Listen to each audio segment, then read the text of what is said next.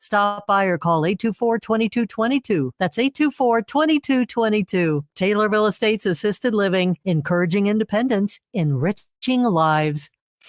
Your information station, WTIM.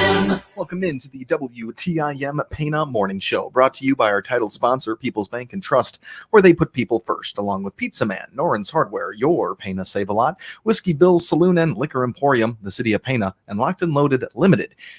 We also have our stream sponsors to thank, People's Bank and Trust, where they put people first, and Landmark of Taylorville, where you always do better with Landmark, streaming live on Facebook at TaylorvilleDailyNews.com and on YouTube at WTIM TV. In studio, we have Tom Latonis, the owner of Latonis Train Village out in Pana. How are you today, Tom? I'm good. Thanks for having me. Absolutely. Really cool to have you in today. I've been learning a lot about this caboose, and I drive by and I see it. Just for the people out there that might not know what we're talking about, they definitely passed it. Describe what you do and where you are out there. Well, we're located, the train tower and the caboose are located at the corner of Oak and Main in Pana. We're right across the street from Noren Hardware. Perfect. And anyway, it was a project that my father-in-law, Tom Phillips, he was the publisher of the Pana News Palladium for many, many years, and he had a vision of kind of making it into a park type area, and just to keep the memory of Pana's history alive with the railroads, because the railroads played a very important part in the establishment of Pana. And actually, Pana was established in 1858 when the Illinois Central Railroad came through. And over the years, the New York Central Railroad went east and west. It was first referred to as the Big Four Railroad. And then the Chicago and Eastern Illinois Railroad came through, and the Baltimore and Ohio B&O Railroad also came through Pana. So, and with Pana being a coal mining town, just like Taylorville, the railroad set up to haul that coal out.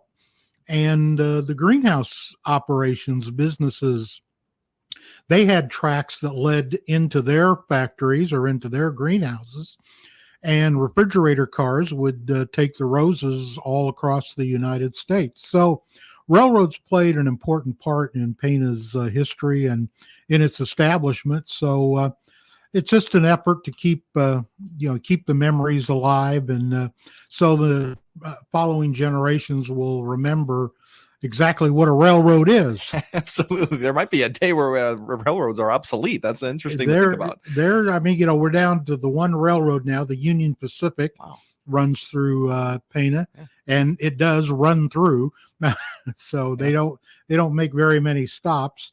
But it's been an interesting project, and it's been my privilege to be kind of at the helm of this. As I said, it's a community project. It's not just me. If it hadn't been for the generosity of the people of Pana, that caboose that we have would not be sitting there where it is right now, because it came from Indiana, and along with the Pana Historical Society, we raised $40,000 to set new tracks along the area where the caboose is sitting, and to transport it from north of Indianapolis. It's a small town, Fortville, and so it's been quite an interesting experience. Absolutely. So you spoke on the history and how this all came to be, and I appreciate that. You described the railroads themselves and industry just flowing through Pana during this time, and you're really highlighting that here. It's unbelievable. Now a question with the raising of $40,000 with the Historical Society and the community. That's an unbelievable feat that we can talk about there. Talk to me about the transportation. You mentioned that there was a railroad set up in the spot where you guys have. It was the caboose transported via those train rails, or was it a truck? How'd that go? We had to truck it in. Okay.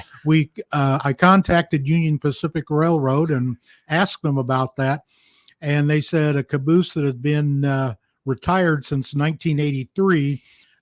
They weren't really sure about its condition to ride on the rails, so it came in on a semi. Okay. and it, like I say, it was and I'm trying to. It's been 2 years now, but the day that it arrived, it was so neat because it's pretty wide open. Wide open space there. Well, anyway, the tracks were late in March, and it was early June, I think, when the caboose actually arrived 2 years ago. And people are sitting in their cars. They're out in that field. They got blankets down. They have lawn chairs watching all this. And it just amazed me. Yeah. But there were probably over 100 people. Oh my gosh. Just, and it was an all afternoon affair. It wasn't something where, the truck pulls up, you lift it up, put it on the tracks. Mm-hmm. It took several hours and a lot of coordination, and but they stuck it out. They stayed. I think it wrapped up around 4:30 that afternoon. So it was quite a day. Yeah, just quite a day. I think I would be pulling up a chair and figuring out how that whole day went that day, because I'm imagining right now, and I have no basis behind this, but a caboose cannot be an easy thing to transport. I mean, what are we talking about weight wise, and how does that compare to a normal thing that is transported? A caboose seems like a nightmare to transport. Yeah. Well, it actually sort of came in two pieces. Oh. The wheels arrived first. Oh. And because they had to, in order to, get underneath bridges and overpasses and stuff, they had to cut it. They had to get it off the wheels. So the wheels arrived first, and then later, and then later in the day, the caboose actually arrived. And I did say something about cutting. There were all kinds of the braking system for the caboose. There were air valves. There were tanks. Those were all cut off. Really? Yeah. They just took a torch and cut them all off, and so the caboose would sit low enough. Well, so anyway, when it did arrive, they brought along this big crane. And they just lifted the caboose up, and then they just lined up the wheels, and they just set it on the wheels. Like I say, it took a while. The reason I mentioned this about cutting everything off, we had no instruction. They brought all the pieces, okay, but no diagrams or anything about how this stuff goes back on the caboose. It wasn't too much. Within 2 weeks, somebody was scrolling through eBay, and there was an HO model of this exact caboose, same number and everything. It was a scale model that somebody, and they had posted it on eBay and had all kind of detailed pictures, especially the undercarriage. So we used that picture of the undercarriage to put the stuff back into place. Perfect. Yeah. So it was, but yeah, we tried to buy that, but it was already sold before we could get to it. I have a nephew that's also has helped out quite a bit there at the village, and he is trying to talk with the Lionel people about possibly, because it was a Lionel model, and trying to get them to maybe bring it out or manufacture maybe 100 or so and use it as a fundraising tool. Yeah. So, but it's unbelievable. Yeah. So, but that's the caboose is coming along. A painter last summer, Dennis Bain from Pana, did all of the work. He did the scraping and the sanding, put a primer on, and then the yellow and the red, and we had some help from Union Pacific as far as giving us the paint scheme and the colors, because this caboose was built in 1952. Wow. And it was retired in 1983. So it's like I say, it was quite a project, but Dennis got the job done. It took all summer, and then the good folks here at Lilly Signs in Taylorville, they did the lettering for us. So it's pretty much just as it came off the factory, in 1952. Really cool. We've learned the history. We've learned how caboose actually got there and the work that's gone into that caboose and to where we stand now. So now that we're in 2024, the main goal, the mission of the Latonis Train Village is to become it's a park. It's a community gathering place. So now today in summer, can you go out and visit this and enjoy sure. this? Cool. Sure. And if somebody gives me a call, they're going to be in the neighborhood or whatever. I'd be, if I'm home, I'm more than happy to take people, Perfect. through it to see it. But it is an ongoing project. The students from AMP, Autism and Movement Project, they have a sensory garden set up right outside the caboose, and you should see it is in full bloom. It is just gorgeous. And the master gardeners of Christian County have helped out with that project, showing the kids how to take care of plants and stuff. They even had a sign made that shows what plants are in the ground and describing what they are. Yes. But it's just been a project like that. Castle Concrete, they did the work for us, the concrete to make the sidewalks and to restore the sidewalks, because this whole area there is a train tower still standing there. Okay. And it's called an interlocker tower. And the purpose of the interlocker tower was to flip switches where the trains would, get off the main lines and stuff. And they were all housed on the second floor of the tower. And so anyway, at one time there was a train station there. Of course, that's long gone. But the concrete was all broken up and stuff. Castles removed all that and replaced it.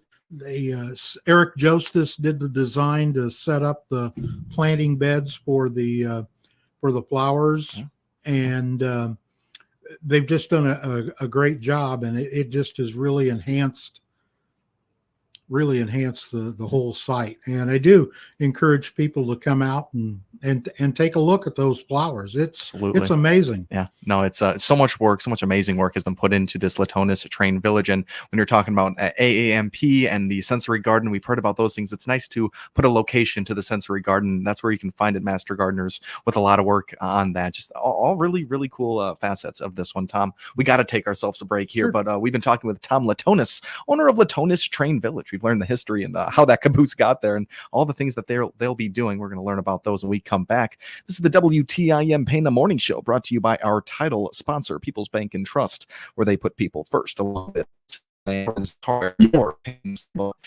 Whiskey Bill's Saloon and Liquor Emporium in the city of Pana, and Locked and Loaded Limited, live stream brought to you by People's Bank and Trust and Landmark in Taylorville, where you always do better with Landmark. You've been listening to the WTIM Pana Morning Show here on WTIM, your information station. Your information station, WTIM. Let's check the markets now on the RFD Radio Network. I'm Jim Taylor. Corn and beans higher. Wheat trading lower. July corn up 5 1/4, 4.49. September corn up 4 1/4, 4.54 1/4. New crop December 4.66 3/4, up 3 3/4. July beans up 15 1/2, 11.73 1/4. August beans up 11, 11.57. New crop November up 5 1/2, 11.35 3/4. July wheat 5.86 down 5 1/2. September wheat down 4 1/2, 6.03 1/2. July bean meal 3.65 30 down. July bean oil 70 cents. For livestock market August 2 cents 261.35. June live cattle unchanged 187.05. July lean hogs 94.52 down 85 cents. Energy market July crude oil 81.16 up 83 cents. I'm Jim Taylor.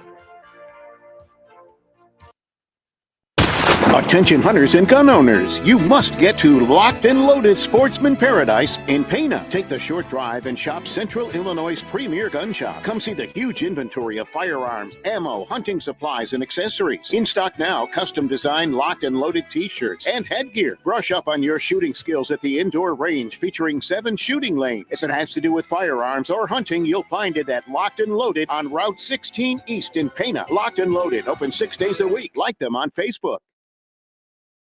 Cook out for your favorite dad this Father's Day at your locally owned Pana Save-A-Lot. Eric and Tim here with the deals. Bone-in pork sirloin chops, only 99 cents a pound. California red cherries, $2.49 a pound. A big 40-ounce package of Farmington thick-cut bacon, only $9.99. Whole seedless watermelons, $4.99. Bone-in pork steaks, $2.39 a pound. And assorted 2-pound Reese's side salads, $3.99. Price is good through Tuesday, June 18th at your locally owned Pana Save-A-Lot. Hope to see you soon.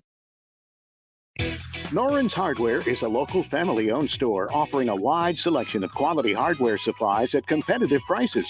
Whether you need plumbing supplies or electrical supplies, you're sure to find what you need at Noren's Hardware Store, including ice melt, shovels, gloves, heat tape, pipe insulation, portable heaters, and propane to get ready for the winter months. Our staff is committed to providing outstanding customer service and is ready to assist you. Visit our store at 55 Main Street in Pana today. Sign up for People's Bank and Trust Save by Spending Roundup program, and they'll round up your purchases to the next dollar. Then transfer that change to your savings account. It's as easy as shop, enjoy, and save. Get details by clicking their icon at TaylorvilleDailyNews.com. Hi, this is Jeff Robinson from Advanced Title. Whether selling your home on your own or through your local realtor, please give us a call at 824-8007 for all your title work needs. Your information station, WTIM. And welcome back into the WTIM Pana Morning Show, brought to you by our title sponsor, People's Bank and Trust, where they put people first, along with Pizza Man, Noren's Hardware, your Pana Save-A-Lot, Whiskey Bill's Saloon and Liquor Emporium, the City of Pana, and Locked and Loaded Limited. The live stream sponsors, People's Bank and Trust, where they put people first, and Landmark of Taylorville, where you always do better. With Landmark, tune in on Facebook at TaylorvilleDailyNews.com or at YouTube at WTIM TV. And talk to Tom, the owner of Latonis Train Village. Just all about the caboose and the operations of getting that over into Pana. Just unbelievable story. The entire thing. Let's move into a little bit different of a conversation right now, because you have a recent initiative with an Eagle Scout. What has he got going out there? Right. Camden Matthews is a Boy Scout in Pana, and I'm good friends with his family, and he has volunteered to do a project for us. He is going to erect a flagpole, build a bench. We're looking also at putting signs up, just kind of a brief history of the trains in Pana, dates, stuff like that. And then another small sign dedicating the caboose. A former Panite gentleman who grew up in Pana, Butch Ray, actually was on his property in Indiana. Well, Butch passed away. And anyway, I found out his wife was downsizing, going to move into a smaller house, and was interested in getting rid of the caboose. So one January day, I went over there and looked at the caboose. Yeah, it was not in perfect shape, but what the heck? And we were sitting in her kitchen, and I said, well, bottom line, what do you want for it? And she looked at me and said, well, we've had a family meeting, kids, grandkids, everybody, and we feel like Dad's caboose ought to be in his hometown, so you can have it. Wow. That's amazing. And then came the part about raising the $40,000 to get it there. But yeah, and so we're going to have a little, like a memorial to Butch, because, like I say, it was his caboose, and by the graciousness of his family, it's now back in Pana. Well, thank goodness for that donation there. And you guys maybe weren't expecting that big price tag of the transportation there, which happened to work out well for you guys. Tom, we got 30 seconds left. This one flew by on us, but we really appreciate you coming in and talking to us. But before you go, is there any websites, social medias out there where people can stay tuned to? You can look for us on Facebook, Latonis Train Village, and Pana Historical Society on the web. Both places you can get information and how to donate, because we're still looking for funds. But, that's those are the locations to go. Perfect, Tom. Thank you so much for being in here with us today. Thank you. Absolutely. That was Tom Latonis, owner of Latonis Train Village out in Pana. And this has been the WTIM Pana Morning Show. The Big 870 WTIM Assumption Taylorville, 96.